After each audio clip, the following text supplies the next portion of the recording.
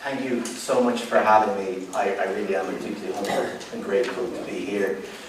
Certainly awestruck when I'm sharing the platform with acupuncture legends. I am not an acupuncture legend. I am a physio who identifies as a physio who uses needles to influence a neurophysiological response. So, we're going to start this. I won't bother doing it with a bio. I'm going to move straight into the aims. So the aims today is to discuss that acupuncture is not just a placebo. Illustrate the effect on dementia patients. Discuss the primary acupuncture points used in the cases. Emphasize the safety precautions of needling at these points. I started needling people for the first time in 1998. And back then in Ireland, I live in the middle of Ireland, the Midlands, it was viewed with huge scepticism. I received multiple phone calls from multiple GPs who were incredibly, I wouldn't say very pleasant. I was called a con man, I was called manipulating people's minds. And you step back and you think, let your hopes, not your hurts, shape your future. In 2008, things got even worse because J.M. Kelly and Ted Kaplan did their famous trial of irritable bowel syndrome.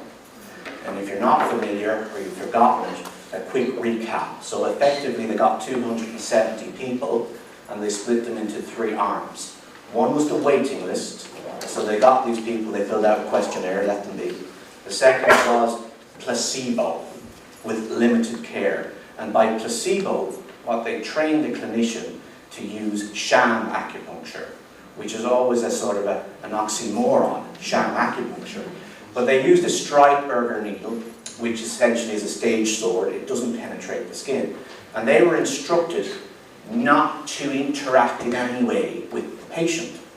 The third group were clinicians taught how to use a Streitberger needle and engage in 20 seconds thoughtful silence, empathy, attentive listening.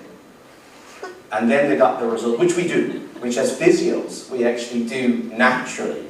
So then 3 weeks later, they got the results. The first group, the waiting list, they reported a reduction in severity of symptoms of 28% from absolutely nothing, just time. The second group, with the limited interaction, reported 48% reduction in severity. And the third group, 62% reduction of severity with a placebo Streitberger needle. There was a fourth arm to this study when they compared acupuncture, and it was found to be, the difference was found to be statistically insignificant. And now, you got your head in your hands, and you go, oh no. So, if you change the way you look at things, the things you look at change. So instead of looking at placebo, which I was doing, as the enemy, I embraced it. I said to myself, if I can get 62% by just being me, then I'm going to go for it. Because when we think about it, what is the placebo? The placebo is everything else except the actual treatment. The placebo is how that patient feels about you and how they think you feel about them. The placebo is you. It's what you bring to the table. So you have all in your power 62%. But that doesn't help us in our effectiveness of acupuncture. So, what if there was a I forgot to use my slides then.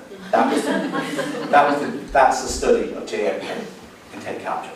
So what if there was a cohort of people who could not experience the placebo effect?